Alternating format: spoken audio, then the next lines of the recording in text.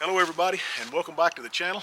Hit like and subscribe, and let's start 24 off with a bang. Would really like to get to that 1,000 this time, but just doing a little bit of look through on the 49. We're getting ready to move it into the new shop in the coming days, and just wanted to give you a little bit of a video. Right before Christmas, I had an opportunity I found myself actually in Welcome, North Carolina. And if you don't know, that's the home of Richard Childress Racing. And while in town, got an opportunity to go by. They were having a private function, but one of my old college roommates actually works for Richard Childress, so they let me go in and take some pictures and do a little bit of a walk around. And about the only thing I got to see was the old shop, and of course all the Dale Senior stuff. The other side of the building in the shop, they had a private function going on, and I wasn't a part of that, nor were I invited to it. So anyway, my buddy done me a really good deal and let me go through. That's the video that's going to follow here. Again, as the previous video with the museum up there in Winston-Salem, there's going to be some things that you may want to stop along the way and just read. I'm not going to voice over everything and try to, tell you what you are capable of stopping and reading there. But nonetheless, I just thought it was interesting to be able to do that, and it's some neat footage. I appreciate you guys spending a little time with the channel. Again, hit like and subscribe, and as always, God bless. As you make your way from the parking lot through the main entrance to Richard Childress Racing, the very first thing that you see is the yellow number 3, and this is the particular car that Dale Sr. really began to make his mark in NASCAR with after the Warner Hodgdon number 2. This particular car, if you'll remember back, the claim to fame here was the pass in the grass, if you will, with Bill Elliott at Charlotte Motor Speedway, which actually, in fact, was not a pass at all. Dale had the lead. He and Bill got together, and he went into the grass, maintained the lead after he crossed the start-finish line going into turn 1 there at Charlotte.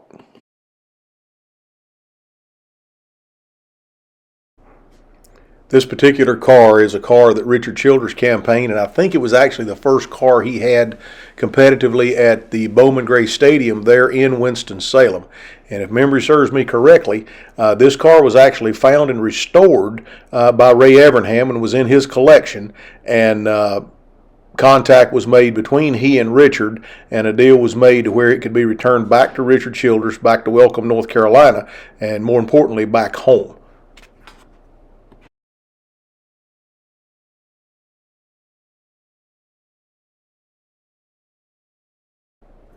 I started watching NASCAR and following NASCAR in 1972. That was pretty much at the height of the Wood Brothers and Petty Enterprises. But as I think about pit crews, there's only 3 in my mind that left a mark, an indelible mark on NASCAR. Obviously, the Wood Brothers, they brought along speed and grace on pit road. Secondly, the gentleman that you see here in this picture, the infamous Junkyard Dogs, there on the left is Chocolate Myers and the crew chief, Kurt Shelberdine, to his left, which is the second gentleman in the picture. And then thirdly were the Rainbow Warriors with Jeff Gordon. But these guys right here, if you do a little research on Richard Childress Racing and what they actually did, even though they were the pit crew, you're also looking at most of the team that built the cars behind the scenes, but they also pitted the cars on race days. So the amount of work that these gentlemen done was phenomenal. And you don't really hear about that or see that unless you're in NASCAR or at least do some research. But again, this is one of the greatest group of men ever assembled in my mind that graced pit road for NASCAR. The next several slides show how Richard Childress was one of the first NASCAR teams, although to have his race team all under one roof, but begin to departmentalize things. Instead of one group of men doing it all, things began to separate into various divisions, and so the work would flow throughout the shop. This is the first step in the multi-car team and also the super teams that we have today. Richard Childress was one of the first teams out there to adopt this idea, and it's been followed through all the way up into 2024 as we get ready to start the new season. But again, it just shows how each area from an engine teardown to engine building, qualifying building, chassis, tires, and all that. How it added to the number of team members that each team had to have, the amount of square footage that they had to have. But in order to take a step into the future, this is exactly what had to happen. And you saw the growth if you followed NASCAR through the 90s. Exactly how many teams there were and how big those teams got. And in many cases, it seemed like it did so overnight. This section of the video will show many of the cars that are in the shop that Dale Sr. actually drove on some racetrack somewhere during the course of his time with Richard Childress Racing. It's amazing to look around at this area and understand that this was actually a working shop, just based on the condition that it is, and obviously it's serving as a museum now. But as you look at these pictures, let me give you some information about Richard Childress Racing. They have 16 championships, 7 of which obviously at the Cup level were won by Dale Sr. He is the first owner to win championships in all 3 divisions of NASCAR, that being the Cup Series, the Xfinity Series, and then the NASCAR Craftsman Truck. Won championships at all 3 of those areas. Richard Childress was awarded the Bill France Award for Excellence in 1986. And Dale Sr. joined Richard Childress in 1981 after he left the Rod Osterland team about a third of the way through the 81 season when it was purchased by J.D. Stacy.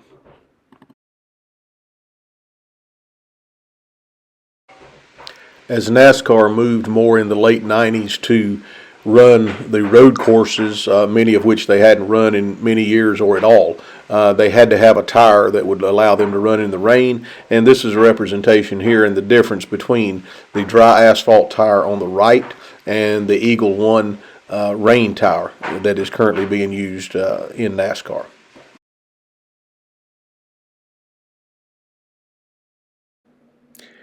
This is the tire, and if you're a Dale Sr. fan, you know exactly what I'm talking about. This is the tire that was on his car in the 1990 Daytona 500. He exits turn 2, goes down the back straightaway, final lap. The entire race, Dale Sr. has had the field covered, passing at will. He's able to pull away, do whatever he wanted to. He simply had the fastest and best car that day, bar none. As he exits turn 2 and goes down the back straightaway, he picks up a piece of debris on the track, goes into turn 3, the tire gives way, he slides up the track. Derek Cope, driving for Bob Whitcomb at the time in the Purolator number 10, goes to the inside and wins his only NASCAR race in his entire career, which happened to be the Daytona 500. It took another 8 years for Dale Sr. to get his only Daytona victory, and that came in 1998. Now, rumor has it that the Richard Childress team, once they got the car back into Welcome, North Carolina, and into this shop, they took the tire apart, got it, looked at it very closely, and they took the piece of debris out, and as I understand it, had it gold-plated and sent it to Derek Cope as a gift on a plaque for his winning and obviously Dale not winning. So, again, this is the tire that cost him the 1990 Daytona 500. This next area of the shop is the cleanup area or wash bay. This is where they brought the cars in for a post-race inspection and a pre-disassemble inspection before they began to either take them apart for down the road or until they could work on them, and get ready for the next race. As we make our way to the back of the shop, this is a transporter bay. This is the very back area of the building. Once the cars are loaded, this is where the truck was stored. This is the actual trailer that hauled that infamous or so much famous car number 3. It is set up as if they were about to leave and go to the track, fully stocked with food, uniforms, and the various things. And if you notice the way this thing is organized, it's basically the things that they would need first is more to the back of the track. As you see the radios here in the cabinets, we'll make our way up, obviously beanie weenies and various other knickknacks and snacks that these guys are going to consume during the course of their day. Their satellite uplink not only for NASCAR but also back to the shop in Welcome, North Carolina, the various fluids. This thing is a mobile rolling shop. Many NASCAR fans, I know I'm preaching to the choir here, but for those of you who've never seen the inside of one of these things, every single thing they need short of doing body work, and there are some body tools in here, they can basically take the car apart and completely rebuild it. You have your shock stands there, the computers for that, checking not only shock resistant but drag, various rear ends, and of course these rear ends will be changed out based on what track they're going by length and qualifying speed. You get into your various gear ratios and springs. These springs will be obviously anywhere from about a 500 up to a 1,200 pound spring depending on the track. The shorter the track, the higher the spring rate will be. And notice the organization that they have for the small parts and everything being labeled. It's got to be at a fingertip, and nobody has to look. So they've got to, if you can read the label, you can find your parts. We go on down, obviously you get into the distributors and engine parts here, various internal engine parts. You'll see intakes, and there are several motors. These pistons right here, there's some explanation there that I won't go into as to what they came out of, but in this particular video at that time they had 3 different motors set in this trailer, and again we're working our way up towards the front there. These motors can be anywhere from qualifying motors, backup race motors, and many times these transporters would be loaded not only for the race that they're at, but also for a future race. And then as you see here, this is the Peterbilt that ran up and down the road for so many years, hauling the number 3 car. This particular area of the shop I found most interesting in that they would build clay models. In this case, this is a foam model of Dale Sr.'s car, and it was built to scale. The one you'll see coming up shortly was not. It was a clay model, much smaller. But they would build these to the template, proportionally speaking, and they could take this thing to the wind tunnel and do some testing there, and they wouldn't have to drag the entire car and truck and trailer and everything up and down the freeway and save a lot of money. But at the same time, they could be working on this as well as the car, and they could build in some various adjustments within the car by playing with these clay and foam models, and really didn't understand that all of that was going on back in the day, but it's a neat concept that, again, it was just a cost-saving measure so they could split their people up and cover twice as much ground as they were developing the body of the car. And this is the actual chassis shop where you see the cars up on a rotisserie. Left this area, and then it went into where they had the body. The body would be hung on it. Again, this is just adjacent to the actual body shop itself where all the decals and paint were taking place.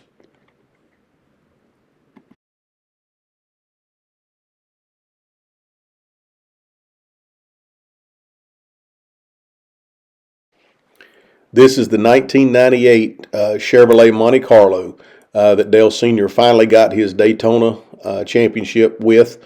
Once it went through inspection and passed, it was put on display for 1 year at Daytona, and at that point it was brought back to Welcome, North Carolina. This car is as it came off the racetrack and left victory lane that day. There's not a dent on this car after a 500-mile race at Daytona except what you see here on the left side of the bow tie. And that was put on after Dale took the checkered flag by his teammate Mike Skinner, came up and gave him a little love tap in congratulatory fashion. There's a backstory to the 98 Daytona 500 that a lot of people don't know.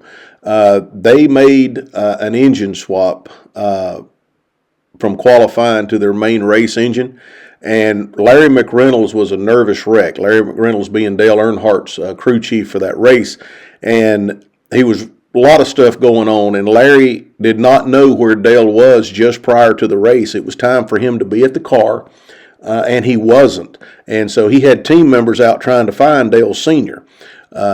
This particular picture, many of you may not know, but this obviously is Dale Sr. with a young lady, Wessa Miller. She was a Make-A-Wish child that was there at the race to meet Dale. And in this picture, she had just given Dale her lucky penny. Dale was talking with her and meeting with her and her family, and Larry McReynolds is trying to get Dale in the race car. He comes up, and Larry's very excited when he finally sees Dale. Dale, where you been? What's going on? Dale says, I need some of that monkey snot. And for those of you who don't know, that's just a yellow glue that's used in racing, and it sticks to everything. And more importantly, if it don't stick to what it needs to, it makes a mess to everything around it. And Larry was like, what do you need that for? He said, don't worry about it, Larry. I need this glue. So he gets it, puts it on there, and sticks this penny on the dashboard. He carries that lucky penny that Wessa Miller gave him in his race car that day, and then obviously goes on and wins the 1998 Daytona 500. All right, we're going to wrap up this video with a look at the 7 championships that Dale Sr. won while driving for Richard Childress Racing from 1986 through 1998. Folks, I appreciate so very much you spending some time on my channel. Again, hit like and subscribe. Would very much like to get to that 1,000 mark during the course of 2024. And again, please stay tuned. We've got a lot of trips planned. My calendar is filling up with various things that we're going to do this year. And I do have many projects that we're working on, things we're trying to align. And certainly we're building a lot of frequent flyer miles with Summit Racing. And you'll see what I mean by that as the year goes on. But again, hit like and subscribe. Thank you so much for being here with me today. And as always, God bless.